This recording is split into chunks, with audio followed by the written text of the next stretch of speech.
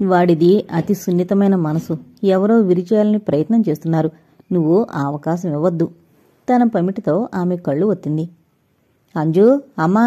బయటనుండి శ్రీహర్ష గొంతు విని ఇద్దరూ ముఖాలు చూసుకున్నారు. మరో మగ గొంతు వినిపించింది.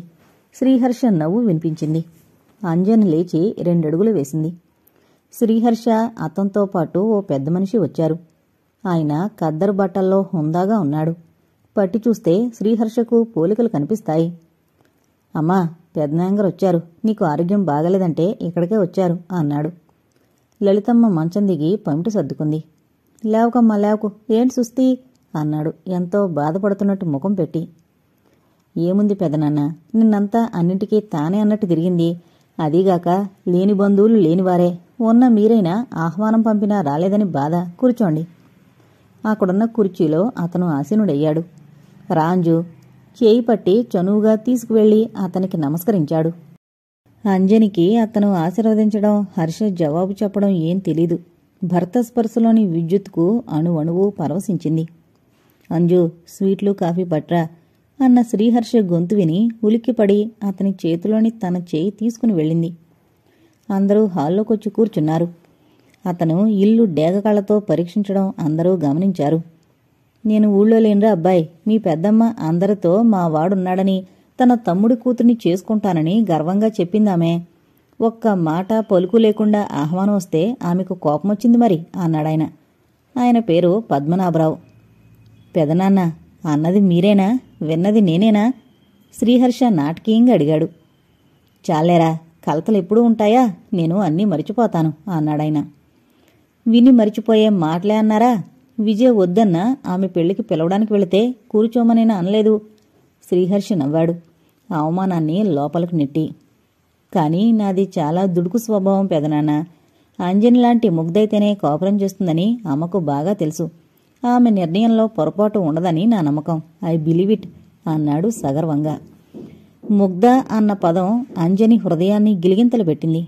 ఆమె చకచక జాంగ్రీలు సర్ది వేయించిన జీడిపప్పు పక్కన పోసి తెచ్చి పద్మనాభరావు ముందుంచింది. నాకేది? అల్లరిగా అడిగాడు శ్రీహర్ష. ఆమె త్వరగా వెళ్లి మరో ప్లేట్ తెచ్చి అతనికి పలహారం పెట్టింది. ఇప్పుడే పూరి తీసుకున్నాను, సగం నువ్వు తీసుకో అంజు. పెదనాన్న, ఈ ఇల్లు ఈ సామాన్లన్నీ అంజు తెచ్చుకున్నవే అన్నాడు. ఎవరైనా నీ చదువును నిన్ను చూస్తే 2 లక్షల కట్నం ఇస్తారా? మీ పెద్దమ్మ చాలా నిరాశపడింది అన్నాడాయన. అది తప్పదు పెదనాన్న. అక్క పెళ్లికి మీరు కన్యాదానం చేయనంటే అమ్మ కూడా నిరాశపడింది అన్నాడు. చూడమ్మా, అన్నీ మా ఆనంద బుద్ధులే. ఒకసారి భోజనానికి రావాలి అన్నాడు. అతను ఎంపీ, ఎక్కువగా ఢిల్లీలోనే ఉంటాడు. స్వీటీని తీసుకుని రాజశేఖరం వచ్చాడు. శ్వేత, తాతయ్యకి నమస్కరించు అంది లలితమ్మ. స్వీటీ నమస్కరించింది. రాజశేఖరానికి పరిచయం చేశాడు శ్రీహర్ష. అతను నమస్కరించాడు. బావగారు ఇంజనీరు, కానీ ఉద్యోగం చేయాలన్న ఆసక్తి లేదు పెదనాన్న. చిన్న చిన్న కాంట్రాక్ట్స్ చేస్తాడు అన్నాడు. లెక్క పెట్టించిన డబ్బులు దేనికి సరిపోతాయి? డబ్బు గురించి కాదండి, ట్రాన్స్ఫర్ గొడవలుంటాయి. విజయకు క్లినిక్ ఉందాయే అన్నాడు రాజశేఖరం. అంజని అతనికి టిఫిను, కాఫీ తెచ్చిచ్చింది. స్వీటీ తండ్రి భుజాలపై స్వారీ మొదలుపెట్టింది. స్వీటీ ఒంటరిదై మరీ గారాబం ఎక్కువైంది బావా అన్నాడు శ్రీహర్ష. ఆ మాత్రం దానికి ఆలోచన ఎందుకోయ్? సంవత్సరంలోపు మా స్వీటీకో ప్లేమేట్నివ్వండి అన్నాడు. అతనికి చాలా నిశ్చింతగా ఉంది. రాత్రి అంజని స్పృహ తప్పడం, శ్రీహర్ష కోసం భోజనం చేసినట్టు రుసరుసలాడ్డం, దాంతో లలితమ్మ అప్సెట్ అవడం తలుచుకుంటే జాలేసింది, భయం కలిగింది. స్కూటర్పై విజయం తీసుకువెళ్లి వదిలొచ్చాడు. వచ్చేసరికి ఇంట్లో వాతావరణం ఆహ్లాదకరంగా కనిపించింది. హమ్మయ్య అనుకున్నాడు. అల్లుడుగారు, మీరు మావాడు సతీ సమేతులై భోజనానికి రావాలి. ఈరోజు రండి అంటూ నేనో తారీఖిస్తే మీకు కుదరకపోవచ్చు. అందుకే మీరు పలానప్పుడు వస్తామని ఫోన్ చేయండి. అతను విజిటింగ్ కార్డ్ టేబుల్పై వేశాడు. అలాగేనండి, సాయంత్రంలోగా ఫోన్ చేస్తాను. మీరు అడగడము మేం కాదండమునా?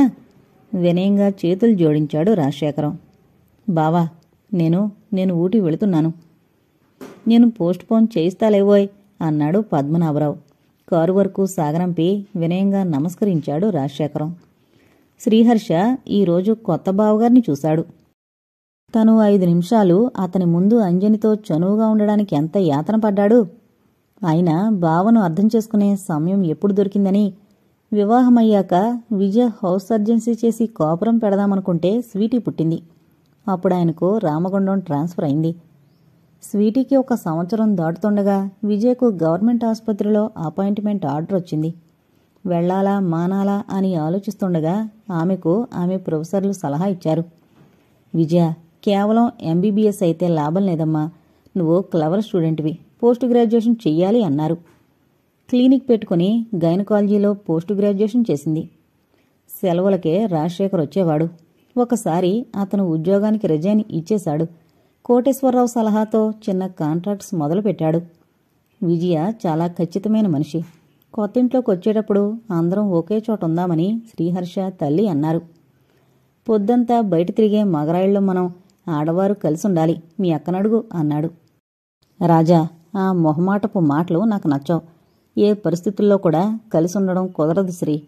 నువ్వు నేను ఒక తల్లి పిల్లలం అనుకుంటాం, కలిసిపోతాం.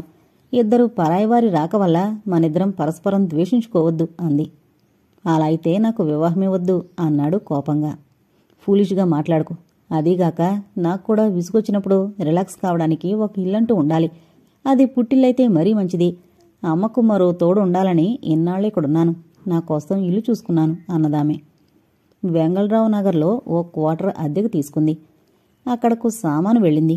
వివాహం తర్వాత వాళ్లు వెళ్ళిపోవడానికి నిర్ణయించుకున్నారు. ఏమోయ్ అలా నిల్చున్నావు? భుజం చెరిచాడు రాజశేఖరం. అయిందా సాగనంపుడు అన్నాడు కాస్త కినుకుగా, మరి కాస్త వెక్కిరింపుగా. రాజా గలగలా నవ్వేశాడు. తప్పేముందోయ్, ఎంపీగా ఉన్నాడు, ఎప్పటికైనా అవసరం వస్తాడు. మనం వెళ్ళి అతన్ని ప్రాధేయపడలేదు. బంధుత్వం తవ్వుకుంటూ తనే వచ్చాడు. కాస్త మర్యాదగా మాట్లాడితే నష్టమేమిటి అన్నాడు. అతను తమాషాకు ఆండం లేదని తెలిసిపోయింది. శ్రీహర్ష ఏదో అనబోయాడు. ఓ, అందరూ ఇక్కడే ఉన్నారా? నవ్వుతూ వచ్చింది విజయ. చేతులని స్టెత్ తీసి కూతురి మెళ్ళో వేసింది. కాఫీ తీసుకుంటావా వదినా? అప్పుడే ఛార్జీ తీసుకున్నావా అంజు? ఆడబిడ్డ అర్ధమొగుడు అనుకుని మాత్రం కాఫీ తీసుకురాకు. అలసిపోయిన ఒక డాక్టర్కి ఇవ్వాలని తీసుకురా అంది. అక్కయ్య, నువ్వు రచయిత్రవవుతూ డాక్టర్వయ్యావే అన్నాడు శ్రీహర్ష. మమ్మీ, తాతయ్య వచ్చాడు అంది స్వీటీ. ఓ, కోటేశ్వరరావు మామయ్య వచ్చారమ్మా? కాదక్క, ద గ్రేట్ పెదనాన్నగారు, ఎంపీ గారు.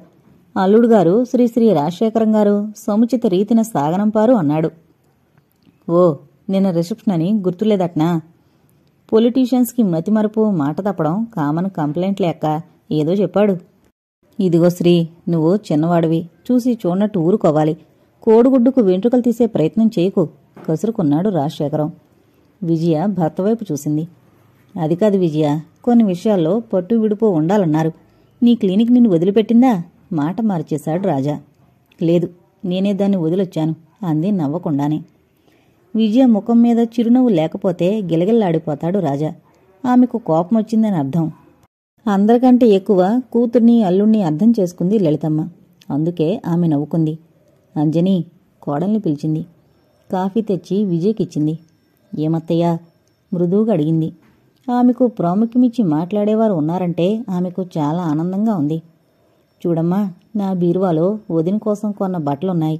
రాజాకి డబ్బే కావాలన్నాడు. కవర్లో డబ్బు వేసి ఉంచాను. తెచ్చి బొట్టు పెట్టి వాళ్ళకివ్వు అంది లలితమ్మ. మరి నాకు? స్వీటీ అమ్మమ్మతో పోట్లాటకు సిద్ధమైంది. నీ పరికిని మొదటే కట్టుకున్నావు కదే అంది. అదంతా చిన్నపిల్లకేం తెలుసత్తయ్యా. స్వీటీ, నీకు డబ్బులిస్తానమ్మా అంది అంజని. థ్యాంక్ యూ అత్తయ్యా, పెద్ద మనిషిలా జవాబు చెప్పింది. విజయకు బట్టలు పెట్టి కోడల చేత సారే పసుపు కుంకుమ ఇప్పించి తృప్తి పడింది లలితమ్మ. మనము హర్ష ఒకేసారి వెళ్ళిపోతే అత్తయ్య ఒంటరిగా ఎలా ఉంటుంది? రాజశేఖరం అనుమానం వెలుగుచ్చాడు. స్వీటీ పనివారు ఉంటారు. శేఖరం, మనం సాయంత్రం వెళ్ళిపోదాం. నాకు 2-3 రోజుల్లో ఫోన్ వస్తుంది అంది విజయ. అప్పుడే కోటేశ్వరరావు డ్రైవర్ వచ్చాడు. అమ్మా, అయ్యగారు బిల్డర్స్ యూనియన్ మీటింగంకు పోవాలంట. బండి అవసరమైతే వాడుకుంటారని పంపిండు అన్నాడు డ్రైవర్ స్వామి. మీటింగం ఏంటయ్యా బాబు? శ్రీహర్ష్ అడిగాడు. అదేనండి, సభ చెప్తారు చూడు. మీటింగ్కొచ్చిన తిప్పలా ఇది? హర్ష నవ్వేశాడు. 2 ట్రిప్పుల్లో విజయ్ సామాన్లన్నీ వెంగళరావు నగర్లో చేర్చింది. అప్పటికి భోజనాల సమయం అయింది. అందరూ భోజనాలు చేశారు. లలితమ్మ నవ్వుతూ కొసరి వడ్డిస్తుంటే హర్ష తల్లినే చూస్తుండిపోయాడు. ఆమె చెప్పకపోయినా ఆమె సంతోషం సుఖం తమతో పాటని గ్రహించాడు శ్రీహర్ష.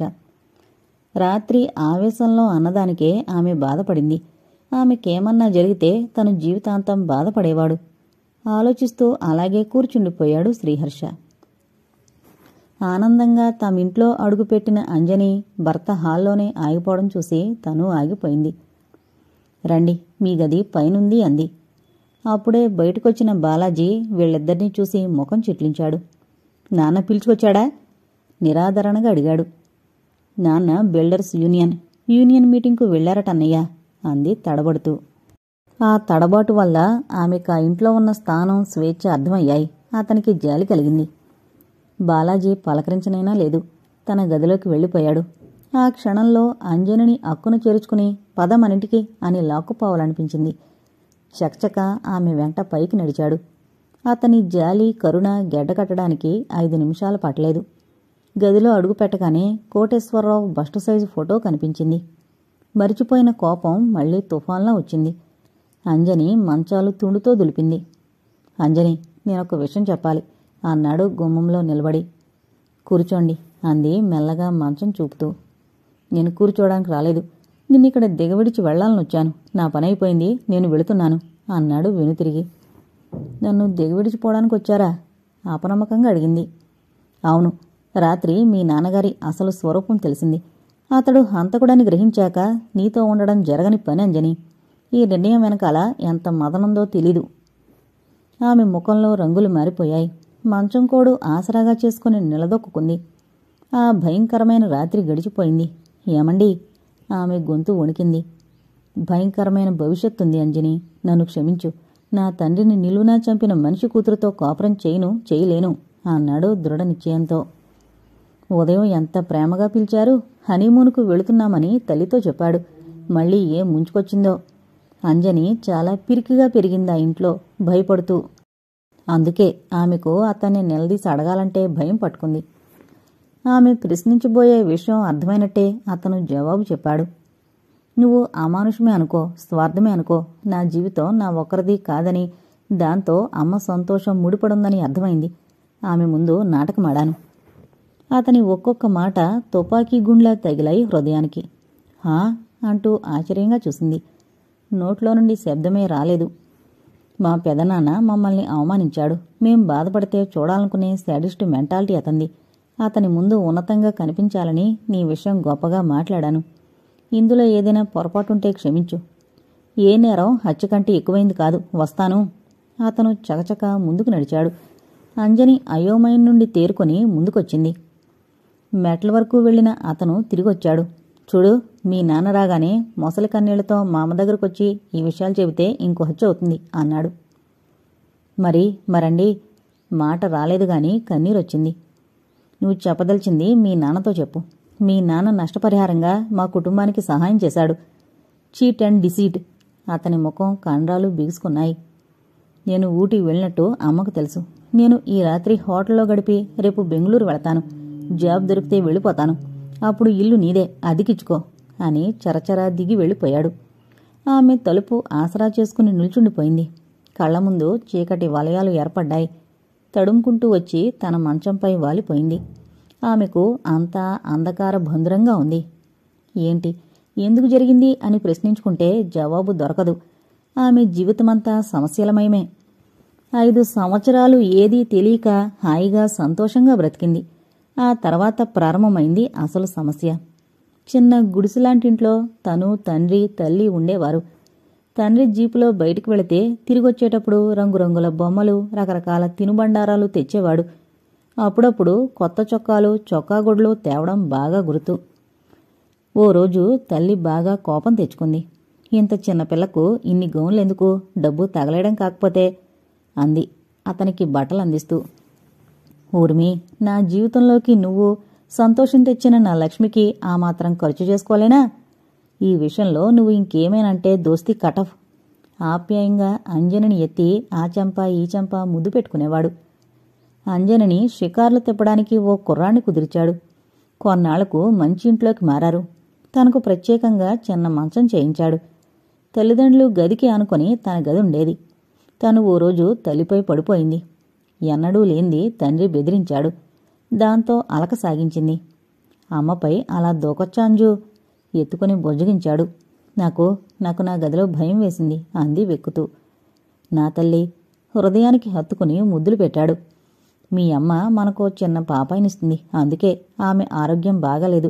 నువ్వలా సతాయిస్తే ఇంకా నొప్పి అవుతుంది. నీకు భయం వేస్తే నా దగ్గరకు రావాలి అన్నాడు నచ్చచెబుతూ. మంచిది నాన్న అంది. అప్పుడే తల్లి బలహీనంగా నడుస్తోందని అర్థమైంది. కాళ్ళు చేతులు పొల్లల్లా ఉండి పొట్ట ఎత్తుగా కనిపించింది. తండ్రి తనపై కోపగించడానికి సరైన కారణం ఉండే ఉంటుంది అనుకుంది. ఒకనాడు అర్ధరాత్రి ఇంట్లో గొడవగా ఉంది. తల్లి బాధగా అటు ఇటు తిరుగుతోంది. ఏమైంది అమ్మా? అంజని లేచింది. నువ్వు పడుకో అంజు, అమ్మ మనకు రేపొద్దున్న బుజ్జి పాపాయినిస్తుంది అన్నారాయన. అలాగే పడుకుని నిద్రపోయింది. ఊర్మిళ ఆంజనేయస్వామి భక్తురాలట. అందుకే కూతురు పేరు అంజని అని, కొడుకు పుడితే అంజనీ కుమార్ అని పెడతానని అంటుంది. తల్లిదండ్రులు ఏవో వాదించుకోవడం వినిపించింది. అలాగే నిద్రలోకి జారిపోయింది. మర్నాడు మెలకు వచ్చేసరికి ఎలమంద అతని భార్య ఉన్నారింట్లో. వాళ్ళెందుకో ఆందోళన పడుతున్నారని అర్థమైంది. సాయంత్రం తండ్రి రాగానే వాళ్ళిద్దరూ తండ్రి కాళ్లకు చుట్టుకుపోయి ఏడ్చారు. తండ్రి తనను గుండెలు హత్తుకుని ఏడ్చాడు. నాన్నా, అమ్మ పాపాయిని తెస్తుందా? ఆయన కుమిలి కుమిలి ఏడ్చారు. మీ అమ్మ దేవత తల్లి, అందుకే దేవుడి దగ్గరకు వెళ్ళిపోయింది అన్నారు. జనం రావడం, పలకరించడం, ఏడుపులు చూస్తుంటే తన తల్లి చనిపోయిందని అర్థమైంది. 4 రోజులకు లలితత్తొచ్చింది. మొదట ఏడ్చింది. తండ్రిని ఓదార్చింది. తనను ముద్దు పెట్టుకుంది. నా దగ్గర ఉంటావా అంజు అని అడిగింది. అమ్ముంటుందా అత్త అని అడిగింది. నేను అమ్మను అన్నదామె. కన్నీరు ఆపుకొని తనను ముద్దు పెట్టుకుంది. తనకు తల్లి లేదు, ఇక రాదన్న సత్యం అర్థమైంది. అప్పట్నుండే తను ఒంటరిదాన్ని అన్న భయం నరనరాలు కొరికేయడం ప్రారంభించింది. తండ్రి కాన్వెంట్ హాస్టల్లో ఉంచాడు. అక్కడ పిల్లలంతా చలాకీగా తిరుగుతుంటే తను ముడుచుకుపోయి ఓ మూల నిలబడిపోయేది. ఎవరు ఏ పని చెప్పినా చేసేది. ఎవరన్నా గట్టిగా కోపగిస్తే బౌరుమని ఏడ్చేది. వారం వారం తండ్రొస్తే అతన్ని కౌగిలించుకుని ఏడ్చేది. నేను ఇంటికొస్తాను నాన్నా అని మారం చేసేది. వద్దంజు, దినమంతా పనికి వెళితే నువ్వు ఒంటరిగా ఉండాలమ్మా బొజ్జగించేవారు. అయినా పిరికితనం పోలేదు. ఓ రోజు క్లాసులో పక్కపిల్ల పెన్సిల్ పోయిందట. అందరూ బయట ఆడుతుంటే తను క్లాసులో ఉంది కాబట్టి తనే తీసిందని టీచర్కు రిపోర్ట్ చేసింది ఆ అమ్మాయి. తీసావా? టీచర్ తీక్షణంగా చూసింది. తను వణికిపోయింది. అందుకే భయంగా చూస్తూ తలాడించింది. ఆమె నమ్మలేదు. బెత్తం వీపు మీద నత్తించింది. దొంగతనం చేసినందుకు 5 దెబ్బలు, అబద్ధాలాడినందుకు మరో 5 అంటూ చెళ్ళు చెళ్ళు మనిపించింది. వద్దు టీచర్, కొట్టద్దు, తీశాను అంది భయంతో. ఎక్కడ పెట్టావు? ఆవిడ గర్వంగా పిల్లల వైపు చూసింది. నిజం కక్కించినందుకు గర్వపడుతూ. పారేశాను అంది. అక్కడని ఎక్కడని చూసింది. ఎక్కడా దొరకలేదు. అప్పుడే పెన్సిల్ పోయిన ఆ అమ్మాయి అక్కొచ్చింది. ఆమె 6వ తరగతిలో ఉంది. చెల్లెలు బయట ఆడుతుందని ఆ పెన్సిల్ తను తీసుకుందట. పెన్సిల్ ఆమెచ్చింది. తలపై నుండి పెద్ద భారం దిగినట్టు అనుభూతి పొందింది. అంతే, మళ్లీ వీపు చెళ్ళుమంది. నీకెంత పొగరు, పెన్సిల్ తీయిందే తీశానంటావా అని ఎడాపెడా వాయించేసింది. దెబ్బలంటే తెలీదు, అదీగాక అసలే పిరికిది. సాయంత్రం జ్వరం ముంచుకొచ్చింది. జరిగింది తెలుసుకుని ఆ టీచర్ని నానా మాటలని తనను ఓ పెద్ద బంగ్లాకు తీసుకువెళ్లాడు తండ్రి. వారం రోజులు కంటికి రెప్పలా కాపాడాడు. ఉదయం సాయంత్రం ఒక స్త్రీ వచ్చి చూసి వెళ్లేది. ఒకరోజు తండ్రొచ్చి తన దగ్గర కూర్చున్నాడు. అంజు, నేను సాగర్కు వెళ్లాలమ్మా, నువ్విక్కడ అమ్మ దగ్గర ఉండమ్మా. అమ్మా, ఏది నాన్నా? ఆపనముఖంగా చూసింది చుట్టూ. చూడంజు, నీ వస్తువులు పోతే ఏం చేస్తావు? అమ్మ రావడానికి వస్తువులు పోవడానికి సంబంధం ఏమిటో అర్థం కాలేదు. కొత్తవి కొనుక్కుంటాను. రైట్, ఇప్పుడు మనం కొత్తమ్మ దగ్గరకు వచ్చాం. నువ్వు ఇక్కడే ఉండి బాగా చదువుకోవాలి, నేను వస్తుంటాను అని బొజ్జగించారు.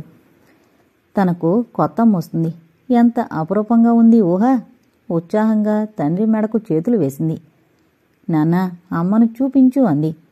ఆమె పసి హృదయంలో అమ్మ అనే కమ్మని పదం నాటుకుపోయింది. పద, అతను లేచాడు. అతని చేయి పట్టుకుని ఉత్సాహంగా పైకి వెళ్ళింది. అక్కడ హాల్లో రోజూ తనను చూసే ముత్తైదు కూర్చుంది. అదుగో అమ్మా వెళ్ళు అన్నాడు కోటేశ్వరరావు. ఆమె అమ్మలా లేదు, అలంకరించిన బొమ్మలా ఉంది. అమ్మ కళ్ళల్లో ఆ ఆప్యాయత లేదు.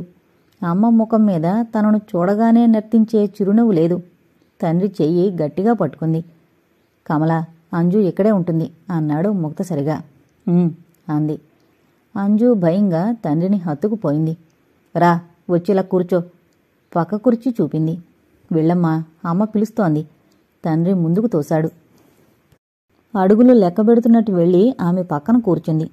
ఇంకా బలహీనంగా ఉన్నట్టుంది అంది గుచ్చిగుచ్చి చూస్తూ. ఆ చూపులు భరించలేకపోయింది. వారం రోజులు గడవకముందే ఆ ఇల్లు ఒక జైలు లాంటిదని అర్థమైంది. తన భావాలు ఊహలు తండ్రికి చెప్పలేదు. ఆ వయసు లేదు. పాలు తాగనన్నవట. అమ్మగా పరిచయం చేసిన కమలం అడిగింది. నాకు డోకొస్తుందని చెప్పలేకపోయింది. నీకిష్టం లేదు అవునా? ఇష్టం ఉన్నా లేకపోయినా తాగవలసిందే, తీసుకెళ్ళు వంటామెకు చెప్పింది. ఆనాడే అంజని జీవితంలో తన ఇష్టమంటూ ఏదైనా భావం ఉంటే అది కోకటి వేళ్లతో పెకలించబడింది. పాలంటే ఇష్టం లేదు, రోజూ అవే తాగింది. ఆమెకిష్టంలేని కూరలే బలమీదుండేవి. ఊర్మిళకు పట్టుపరికిని జాకెట్లంటే చాలా ఇష్టం. అదే ఇష్టం అంజనికి వచ్చింది. చచ్చా, ఏంటా అవతారం, ఇంట్లో తిరిగితే అసహ్యం అంది కమలమ్మ. ఆనాటి నుండి రకరకాల గౌన్లు ప్యాంట్లు వేసుకోవడం అలవాటు చేసుకుంది. తన ఒత్తైన జుట్టును 2 పాయలుగా తీసి జడల్లుకుని ముందుకు వేసుకుని చూసుకోవడం ఎంతో ఇష్టం.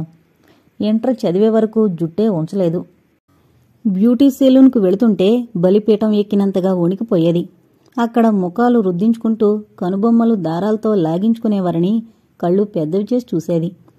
ఆమెకు తన ఈడు అమ్మాయిలను పిలిచి బొమ్మలో పచ్చీసో ఆడుకోవాలనుండేది. అందరిలా గంతులేస్తూ నవ్వుతూ రోడ్లపై కనిపించిన ప్రతి వస్తువు కొనుక్కోవాలనుండేది. తనతో ఎవరూ కలవరు. రాధ అనే టీచర్ గారి అమ్మాయి తనతో స్నేహం చెయ్యాలని దగ్గరగా వచ్చింది. రాధతో మాట్లాడుతుంటే, రాధ చెప్పే కబుర్లు వింటుంటే అత్యంత అద్భుతంగా ఉండేది. మా ఇంట్లో బొమ్మలు పెడతారు, నువ్వు రావే అని ఆహ్వానించింది. బొమ్మలంటే ఏంటి అని ఆశ్చర్యంగా అడిగింది. అయ్యో, అవి తెలీదా? నవరాత్రులకు మా ఇంట్లో బొమ్మలు పెట్టి పేరంటాలు పిలుస్తాం. నాకు పెట్టడం రాదు, అన్నీ అన్నయ్య పెడతాడు. దీపాలు మాత్రం నేను వెలిగిస్తాను అంది ఉత్సాహంగా. నీకన్నయ్య ఉన్నాడా? అన్నయ్య తమ్ముడు ఉన్నారు. ఒక్కరితే ఆడపిల్ల అంటూ అందరూ నా సైడ్ అనుకో గర్వంగా చెప్పింది. అన్నయ్య తమ్ముడు తనతో ఆడుకోవడానికి ఎవరన్నా ఉంటే ఎంత బావుణ్ణు. ఆ సాయంత్రం ఇంటికి తిరిగొచ్చేసరికి తండ్రి కనిపించాడు. ఆమెకు ఆనందం దొరికే చోటు, స్వేచ్ఛగా గాలి పీల్చుకునే చోటు తండ్రి సమక్షం మాత్రమే. అంజు, బాగా చదువుతున్నావా? ఆప్యాయంగా అడిగేవాడు. నాన్న, అన్నయ్య అంటే ఎవరు? ఎందుకు తల్లి అన్నాడు ఆశ్చర్యంగా. మా క్లాస్మేట్ రాధకు అన్నయ్య తమ్ముడు ఉన్నారు అంది దిగులుగా. అతను కూతుర్ని ముద్దు పెట్టుకున్నాడు. మీ అన్నయ్య వస్తున్నాడమ్మా, అందుకే నేనొచ్చాను అన్నారాయన. అంజనికి ఎగిరి గంతేయాలనిపించింది. రాధకు ఈ విషయం చెప్పాలనుంది. ఆ రాత్రంతా అన్నయ్యని గురించి తీయని కలలు కంది. మర్నాడు రాధ ఆశ్చర్యంగా చూసింది. ఏంటే అంత సంతోషం అంది. నాకు అన్నయ్య ఉన్నాడే, హాస్టల్లో ఉన్నాడు, ఈరోజు వస్తున్నాడు అంది ఆనందంతో. అబ్బా, నువ్వు నవ్వితే ఎంత బావుంటుంది అంజు, ఎప్పుడూ నవ్వరాదు అంది రాధ. నిజంగా ఎప్పుడూ నవ్వుతానే అంది. సాయంత్రం ఇంటికొచ్చేసరికి నూనూగు యువకుడు పెత్తల్లి తండ్రి మధ్య కూర్చున్నాడు. రాంజు, అన్నయ్య తండ్రి నవ్వుతూ పిలిచాడు. ఒక్క నిమిషం చూసి ముందుకు పరిగెత్తింది. ఆగో! పెద్దమ్మ కంఠం విని ఆగిపోయింది. ఆమె ఆనందమంతా ఆవిరైపోయింది. యూనిఫామ్ మార్చుకుని రిఫ్రెష్ అవ్వాలని తెలీదు? ఆడపిల్ల చెడిపోవడానికి కారణం నువ్వు కదూ? ఆమె తండ్రి వంక తీక్షణంగా చూసింది. అంజని హృదయం గిలగిల్లాడిపోయింది. తండ్రిని ఎవరు ఏమన్నా ఆమె హృదయం పిండినట్టవుతుంది. తనకున్న ఆత్మీయుడు అన్నీ ఆయనే. నెమ్మదిగా వెనుతిరిగింది. ఎందుకు మమ్మీ ఆ పిల్ల ఇంట్లో? ఎక్కడైనా ఆర్ఫనేజ్లో చేర్పించరాదు అన్నాడా యువకుడు. బాలాజీ! కోటేశ్వరరావు అరిచాడు. అవుండాడే, ఆడపిల్లను మీరు గారబం చేయడం, మమ్మీ బాధపడ్డం ఐ డోంట్ లైక్ ఇట్ అన్నాడు కోపంగా. అంజని హృదయం కొలుక్కుమంది. ఆడపిల్ల అన్న పదం ఆమెను వెర్రిదని చేసింది. అన్నయ్య ఒడిలో ఆడాలన్న కోరిక ఆదిలోనే హరించుకుపోయింది. మర్నాడు రాధతో వాళ్ళింటికి వెళ్ళింది. అక్కడ వాళ్ల అన్న తనతో ఆడుతుంటే సంబరపడిపోయింది. డ్రైవర్ పిలిస్తే గబగబా వచ్చి కారెక్కింది. రేపు రావే రాధ ఆహ్వానించింది. ఏంటెంత ఆలస్యం? బాలాజీ డ్రైవర్ని లెంపకాయ కొట్టాడు. చిన్నమ్మ 5 నిమిషాలు దోస్తుల దగ్గరుంటే డ్రైవర్ రోషంగా చూస్తూ మెల్లగా జవాబు చెప్పాడు. చిన్నమ్మంట చిన్నమ్మ, ఎవరితో రోడ్డును పోయే పిల్ల కోసం కారా మమ్మీ? గావుకేక పెట్టాడు. ఏం బాలు? కమలం వచ్చింది. నేను మ్యాచ్ గురించి మాట్లాడాలి. టైం అయిందంటే వీడు చిన్నమ్మకు కారు అంటూ ఆలస్యం చేశాడు. రేపట్నుండి ఆ పిల్లను రిక్షాలో పంపించు అన్నాడు. అంజని కాళ్ళు గజగజా వణుకుతున్నాయి. రిక్షాలో కాదు, నడిచి వెళ్లమన్నా వెళుతుంది. ఇప్పుడు ఇంకేం అనుకుంటే బావుణ్ణు. ఎక్కడికెళ్ళావు? పిడుగులాంటి ప్రశ్న. రాదా టీచర్ కూతురింటికి. వాక్యం పూర్తి చేయలేకపోయింది. నీకో షికార్లు కావాల్సొచ్చాయా? మన స్టేటస్ ఏమిటి, వాళ్ళ అంతస్తేమిటి? వెళుతున్నట్టు చెప్పావా? లేదన్నట్టు తలాడించింది. బాలాజీ కోపంగా ముందుకొచ్చి లాగి లెంపకాయ కొట్టాడు.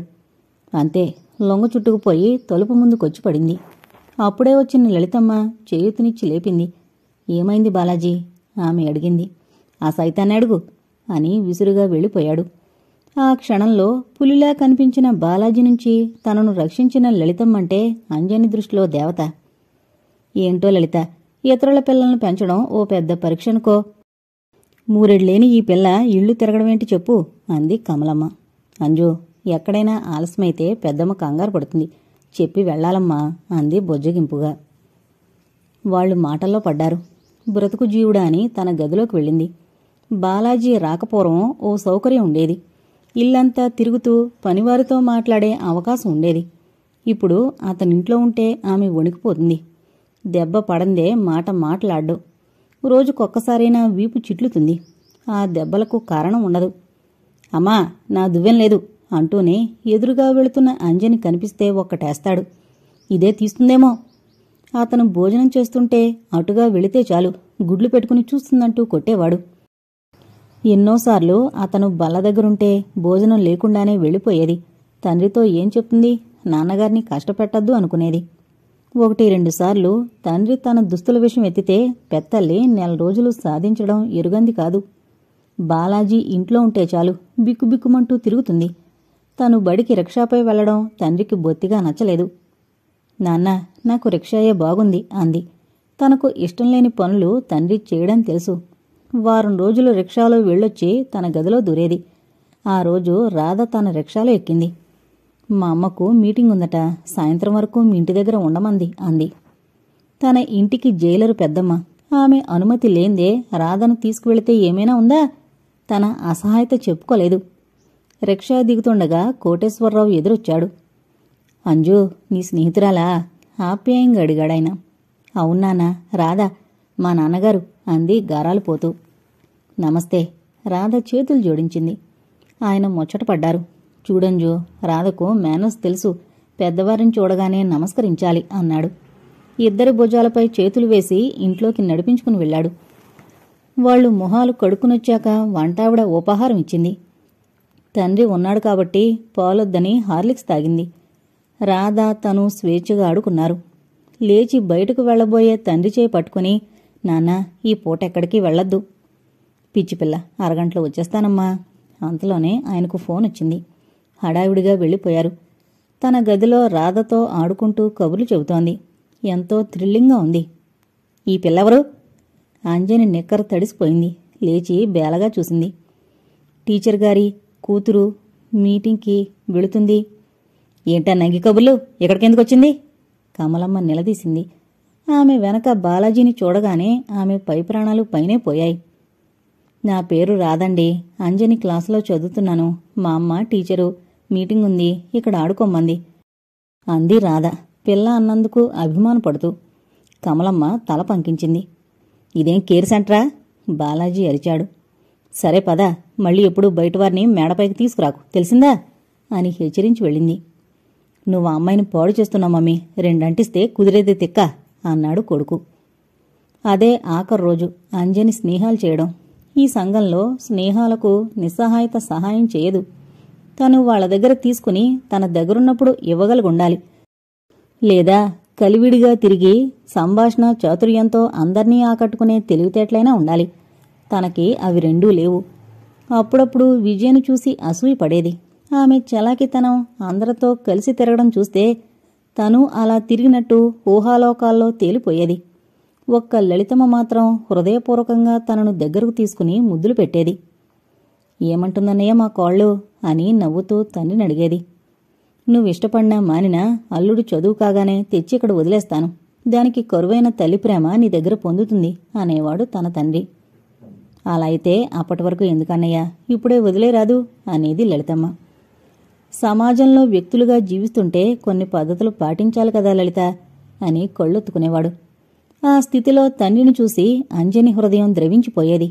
ఏ విషయంలోనూ ఆయనను బాధ పెట్టకూడదని ఏనాడు తన బాధలు కోరికలు చెప్పేది కాదు. తన వాడు అనుకున్న వ్యక్తి ఒక్కడే, ఆ ఒక్కణ్ణి కాపాడుకునే బాధ్యత తన మీదుంది అనుకుంది. అలా బాల్యం గడిచింది.